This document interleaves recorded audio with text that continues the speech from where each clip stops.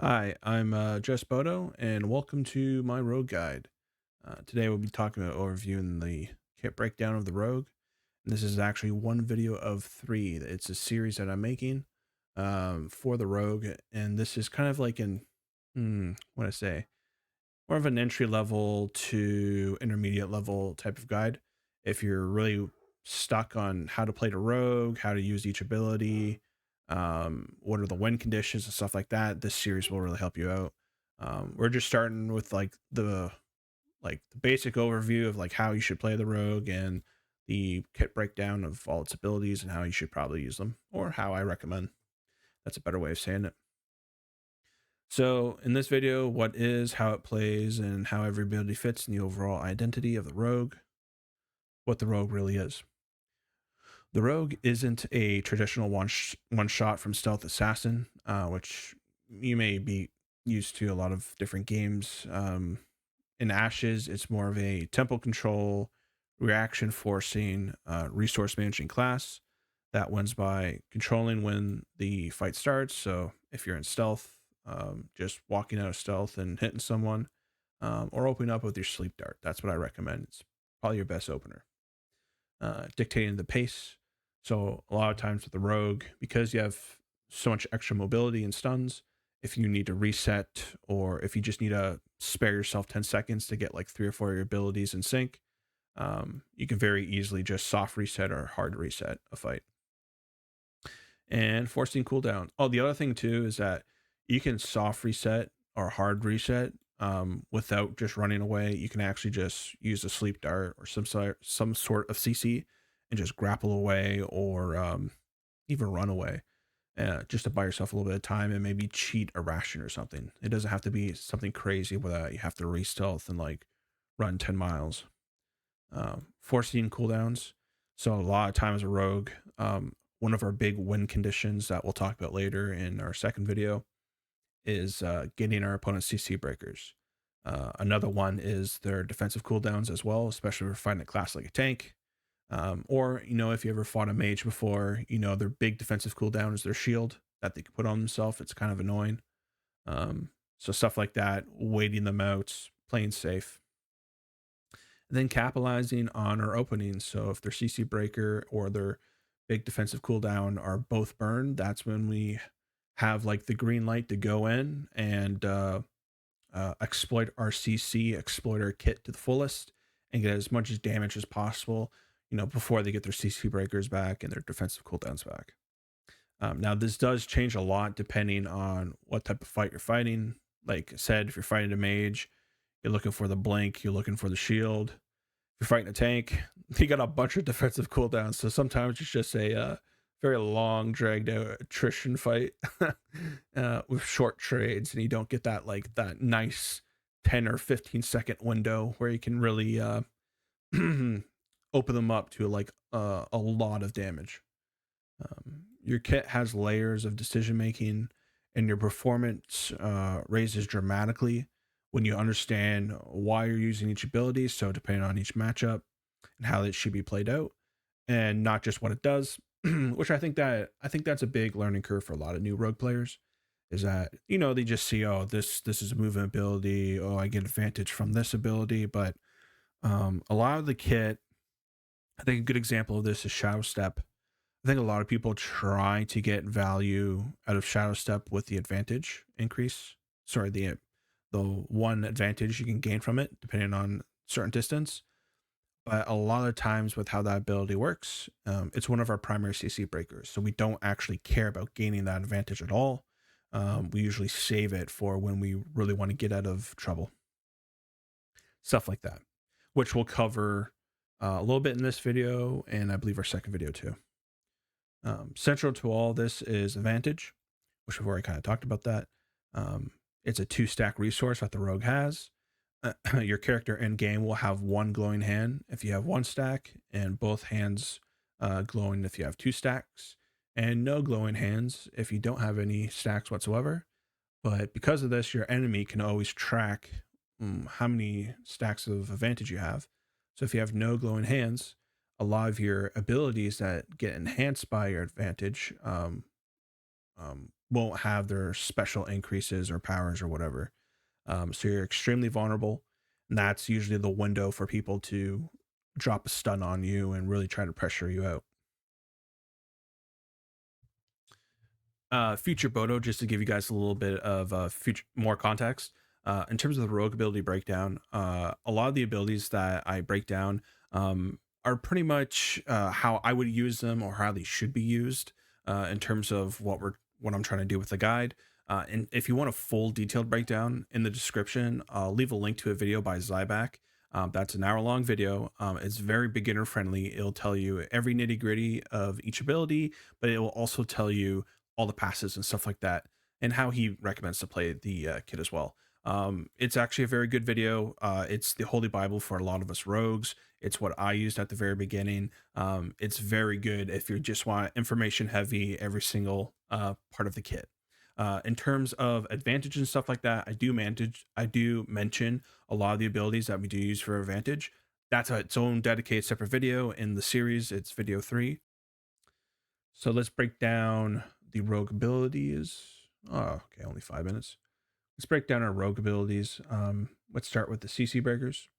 Now, these determine your survivability more than any other tool. Managing these cooldowns correctly is often the difference between winning or losing a fight. So, like we mentioned before, Shadow Step, this is your primary CC breaker. It can be used to teleport to an ally or an enemy, but should be saved unless absolutely required. Basically, what I'm just saying here is that there will be moments where you'll be CC'd for maybe a second, maybe for 2 seconds. And depending on the matchup, they may not do a significant amount of damage to capitalize in that like little window. And a lot of times it's actually better to not CC break and just to take the trade, take the damage. Now for Umbral Cloak, this is your backup CC breaker that costs advantage for you to actually use it as a CC break. Use it only when nothing else will keep you alive. Very important. The other thing to know is that none of our CC breakers have any like lasting immunity afterwards. It's like once you use it, if something were to follow up directly right after it, you'd be CC'd again. So sometimes what I like to do with both of my CC breakers is that I try to make sure that if I got CC'd, I always wait a couple seconds before I actually CC break, just to see if there's any layering CCs that are going to fall on top of me. And that's just kind of like a little tidbit, like little advanced move. Crowd control abilities. So the rogue CC isn't about landing one big stun. It's about sequencing different CC types to bait, punish, and extend. So we're trying to bait out CC breakers, defensive cooldowns that are really powerful. And then once they're on cooldown, we can then decide to punish our enemy, lock them up, and we also have, because we have extra CC, we can extend that window of us locking them down and trying to push as much damage as possible, like setting up a triple backstab or something like that. So we start with our sleep darts. Now this is a range ability.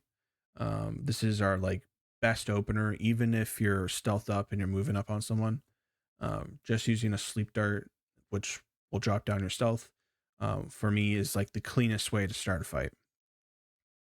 Now, pretty much what we're trying to do is CC break when we do open with a sleep dart. But most of the time, what we'll do is that we'll sleep dart, we'll walk up to our enemy, we may pop our poison as we get close, and then we'll go around their backside and prep a backstab. And usually the sleep dart CC is 10 seconds. There's a way to upgrade it to be 15 seconds, but usually you can do that within like 6 or 7 seconds, depending on how far away you are. And the may CC break as you get super close. The may CC break it instantly. But what we're really looking for, what we're really paying attention, is not necessarily our abilities and as we're walking up, but the animation of the character that we have slept. Because as soon as you see that a hand pop up or some sort of particle effect, that's when you know, okay, they've used their CC breaker. They can now move their character. Which then leads us to our second crowd control ability, which is acrobatic strike. This is your strongest backstab setup. You never waste it before CC break is forced. And the reason why is because with acrobatic strike, if your opponent is facing you, you can flip over them, which sets up your perfect backstab opportunity, but you also gain advantage. So if you've burned a kick prior to acrobatic strike, it's going to consume an advantage if you have two advantage or even one advantage.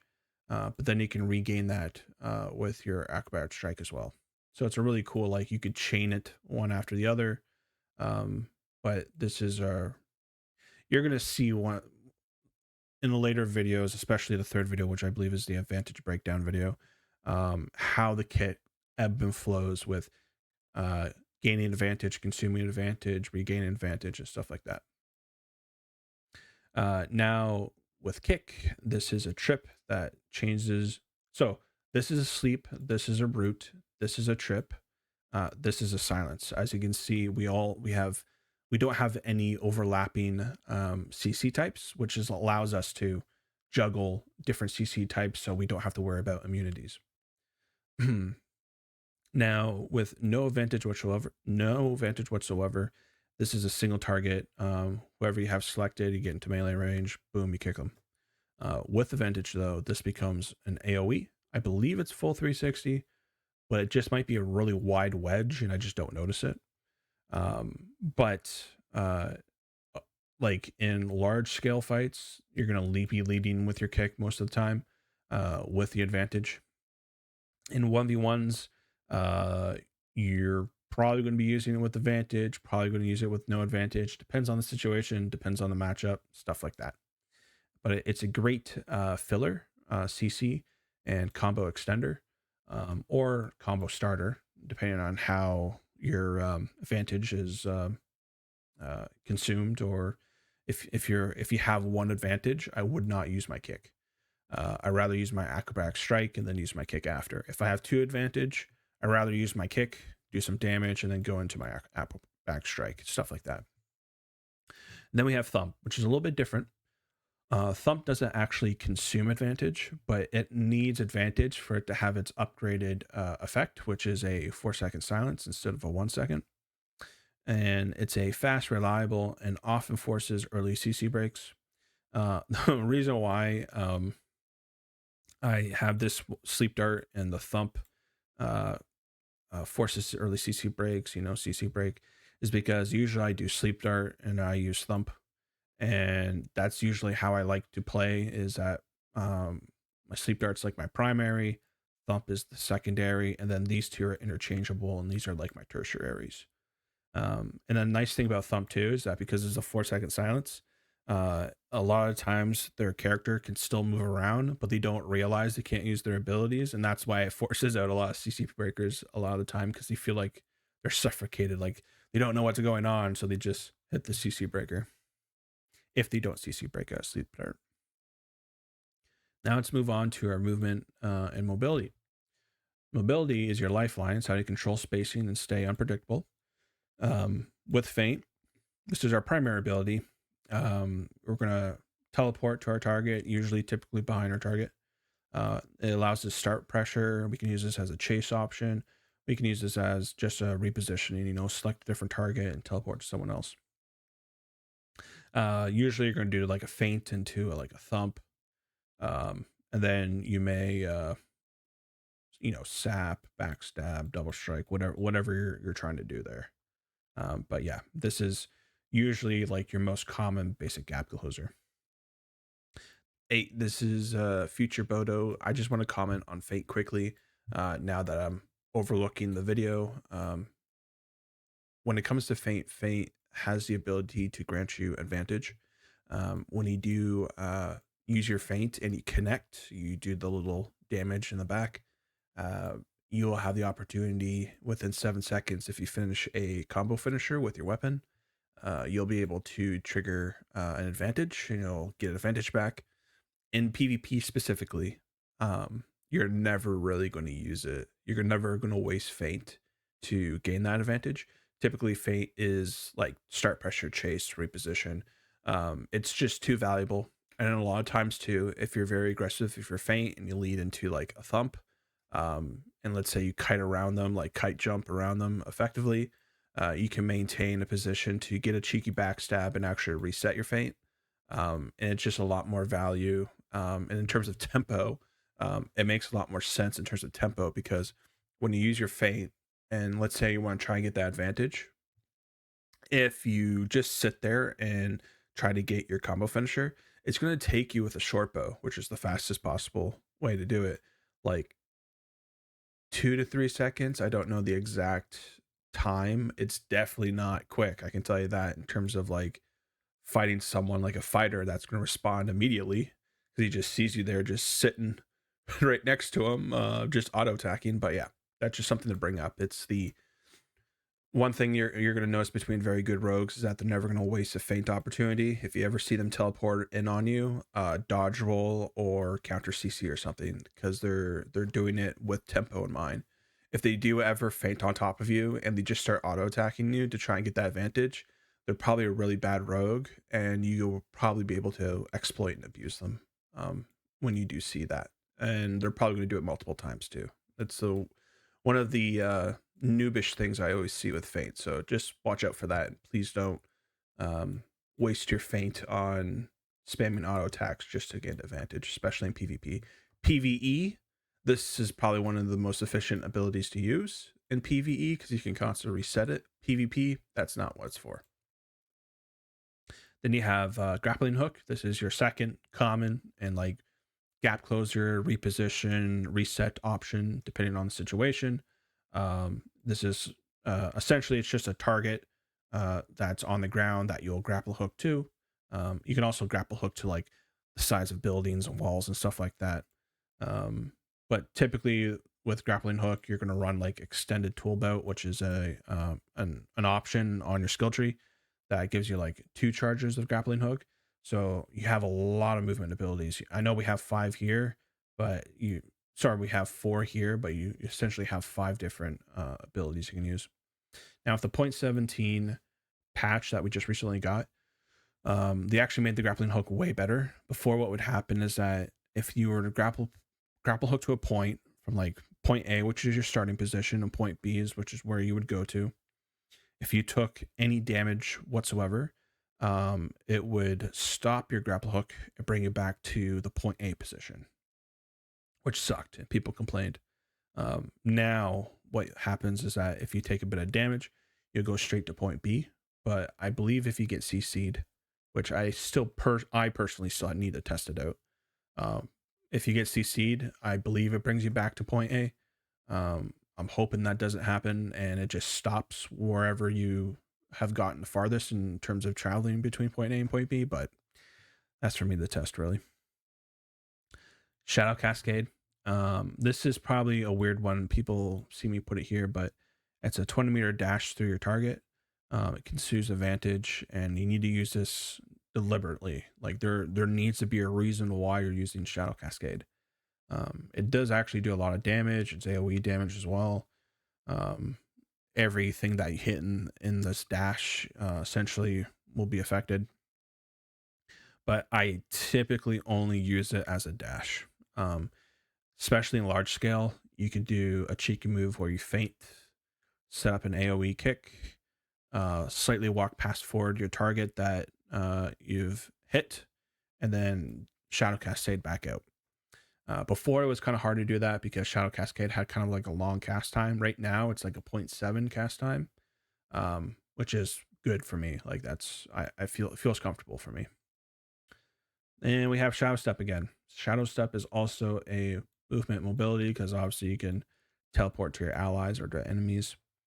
But depending on the situation, depending on the format, especially in large formats, there are times where you're going to lean on your Umbral Cloak more as your primary CC breaker, and you want to use your Shadow Step as just get out. Just, I'm in too deep. I just need to get out. And Shadow Step is just super reliable because it is a CC breaker that if someone does blah, blah, blah, blah, if someone does CC you as you're trying to escape, you'll still break it. Utility, reset, and sustain. Now, there's more poisons than just mana drain. The only other poison that I use is the wounding poison, but essentially the explanation is the same. This is one of Rogue's best tools in longer fights, specifically the mana drain, also the wounding poison too.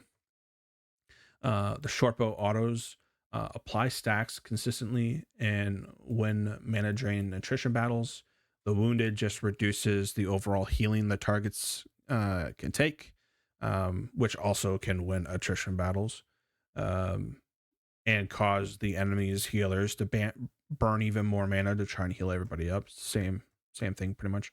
But the thing with the mana drain is that the reason why it's so strong is that in a lot of 1v1 matchups, like versus the tank or the cleric, this really comes clutch. Like, they're very hard. They're going to self-sustain and use their defensive cooldowns, and they can be very hard just to pop. So going the distance, you kind of have a ticking time bomb on them that you can just shut them down slowly but surely to the point where they can't really use any of their abilities. Then you have sap, which requires you to have your poison active. This is a lifesteal restore advantage at 10 stacks and also applies a dot based on stacks when triggered. So essentially, you're going to, auto attack, use your abilities, build up poison on your target, and then once you get to a certain stack requirement, which 10 is the lowest, 20 is the max, you can use your sap. Then at max stacks, essentially, you're going to get the most amount of life stain and dot damage on your target, and you need at least 10 stacks on your target when you use sap for you to gain the advantage. And a lot of times we're trying to get the advantage. The life steal and the dot damage is very powerful. It's very good.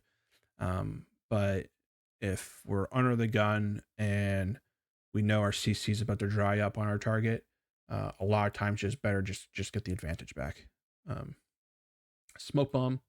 This is your survival button. It gives you evasion and debuffs your enemies, but specifically what it does, it debuffs their accuracy, and it allows a re-stealth on a 3-second cooldown. So if you're in smoke bomb, even if people are around you, you can stealth inside your smoke bomb, and you get the benefit if you keep standing inside your smoke bomb. You get a reduced cooldown on your stealth. It's typically 10 seconds, but in the smoke bomb, it's 3.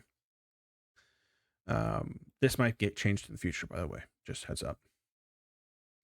Now, stealth, this heals you, gives you advantage. These are passives that you have to select, but it's still like you're always going to take it. Heals you, gives you advantage, clears target lock, lets you reset entirely. It also gives you a 25, or is that 20? It's either 20 or a 25% evasion bonus as well. But important to know, your stealth will be broken from dot damage if you don't take if the dot damage exceeds 5% of your total max health. So what I predict in the future is that you're going to have a lot of summoners primarily using their dot on the rogue, so that the rogue essentially can only go in stealth for like half a second. We'll still get our advantage, we'll still get our abilities and everything, but pretty much it turns off the invisibility for the rogue. And there are some other abilities too in the game that does do this extremely well, but typically that requires conflagration, which is like an upgraded burn dot on you, and it's not as consistent as just pressing a button from a summoner to shut down a rogue. Damage abilities, backstab's our main one. It's your single biggest hits, and it allows and you want to always aim for a double advantage backstab, especially with the ruthless trait. That way your backstab doesn't go on cooldown.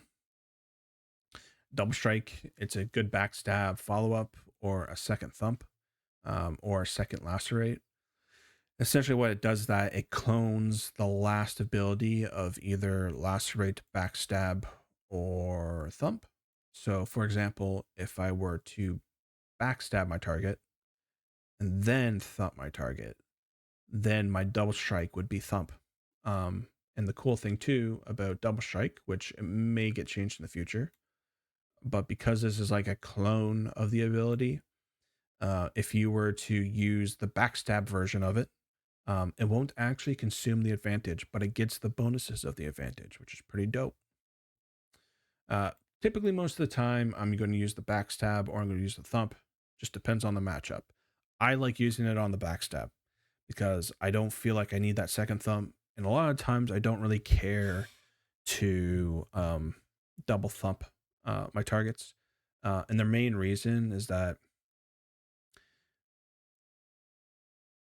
that extra 2 seconds versus the animation to cast the thump, I could have just used I could have just gone straight into another damaging ability, right? Like uh, the argument there is, do you effectively gain a second and a half or just a second of extra silence because the animation between casting the first thump, casting the second thump, and then using a damage ability, or just using the first thump going straight into a damage ability?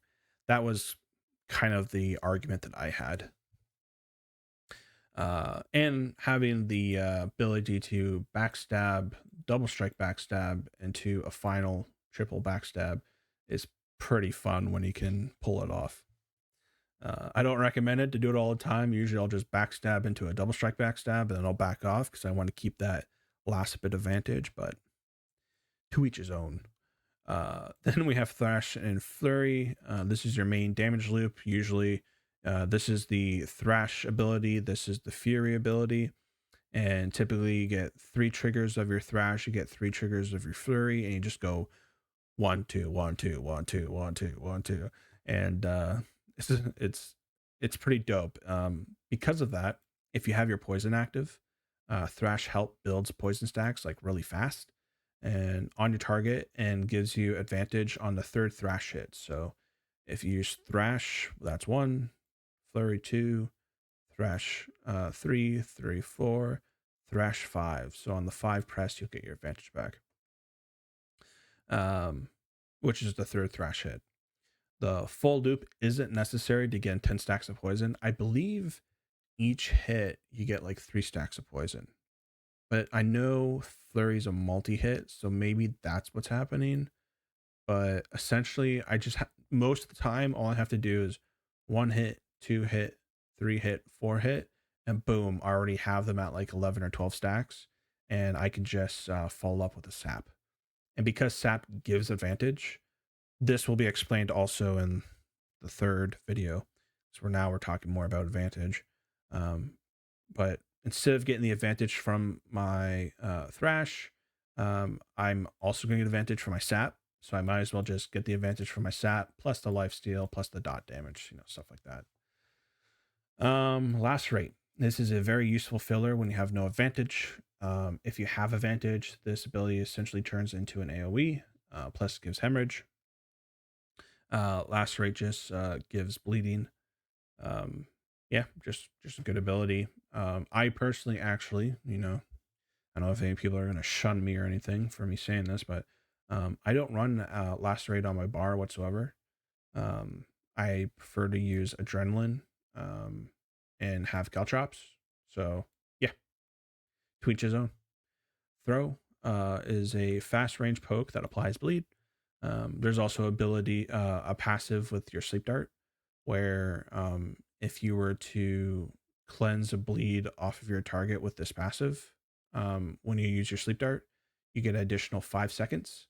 So there's a actual little cool combo where you throw and then sleep dart, and then you'll get 15 seconds of sleep, which is kind of cool. I don't use that all the time. I very rarely use that combo. It's arguably worth the passive in a 1v1, but I would not use that passive in, a 5v5 or even a 3v3. All right. Other tools, niche or specific uses. Caltrops, great in large scale fights for poison procs. Essentially, you just put this circle AoE of all these different caltrops. It's good size too. And every single time your target moves over it, even if they dash, they'll also trigger hits, and they'll get increasing poison procs, but they'll also take damage too. Adrenaline is a stamina recovery, very niche tool. I like it. Essentially, when you pop your adrenaline, you get movement speed increase plus 50 stamina. But typically, we're using it for the stamina. We movement increase, it means nothing to me. It's not even worthwhile. Deathmark, don't even use this ability. It's essentially if you're in stealth, you can mark a target, and then within 30 seconds, if you kill a target, you'll get half the health back. But it's just not worth it. Um, Things don't die that quick.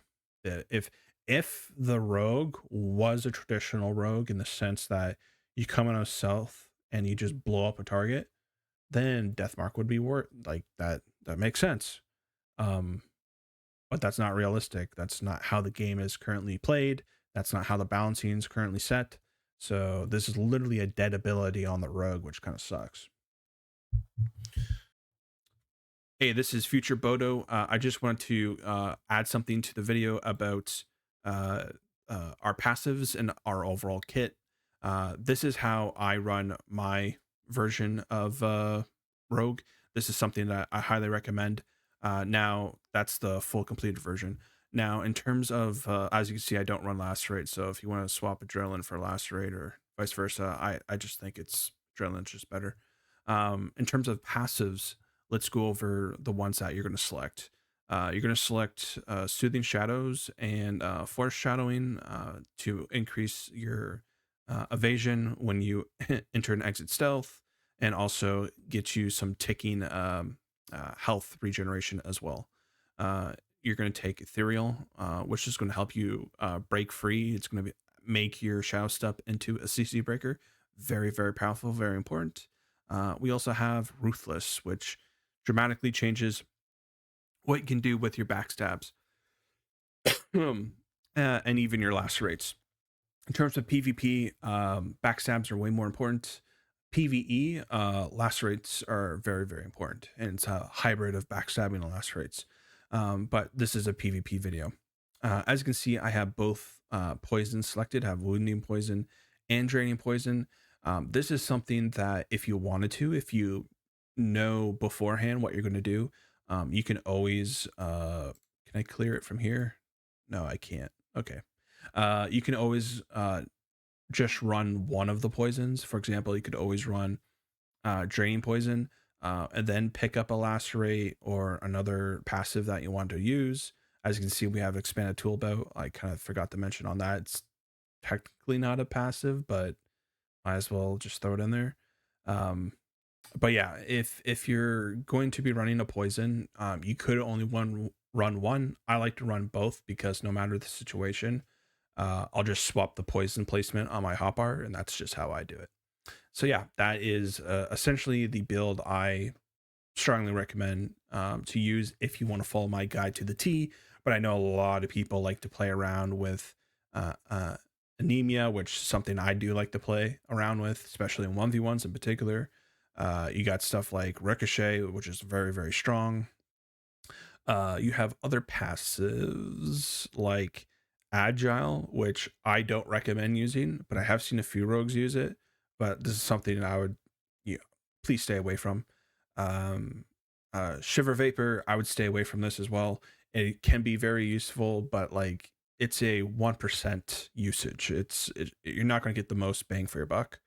And Trounce, this is something you're more likely to use in a PvE, not actually PvP. And even then, I never used it in my PvE when I was grinding with my rogue either. So I don't think a lot of people did. So yeah, that's pretty much the overall kit if you were to take it. This is the Ashes Codex website. You can go to the planner option and you can use it for other classes too. I'll have this in a link down below. It's a very useful website. Not everything in here is 100% because PTR changes and updates and stuff like that, and a lot of the information that is like data mined from this game is actually on Ashes Codex. But I've heard from the pipeline that they've upgraded their encryption for their API, so a lot of the data miners are having a hard time struggling trying to get information. So it's a very good website, but unfortunately I don't know if Intrepid likes this website. But it's, if you're looking to mess around and try to get your perfect skill tree before The launch, if it's your first time playing Rogue, you can mess around with this. It's very useful. Now, that's pretty much everything. We will talk more about win conditions and fundamentals in the second video, and we'll talk a lot about advantage management and ability optimization, which you've kind of already heard me talk a little bit about in this breakdown in the third video. So if you're interested in that, check out those two other videos. If you have any questions, always leave a comment down below in any of the three videos. Or if you have something to add, let's say you play Rogue a lot, you have something to add, or maybe critique something, like maybe have a different opinion on something, let me know. I am trying to make this as a resource to really help people. I have no ego about it. Just give me a counterpoint if you really do believe there's a better way or an alternate way of doing something. Yeah. So thank you and have a nice day.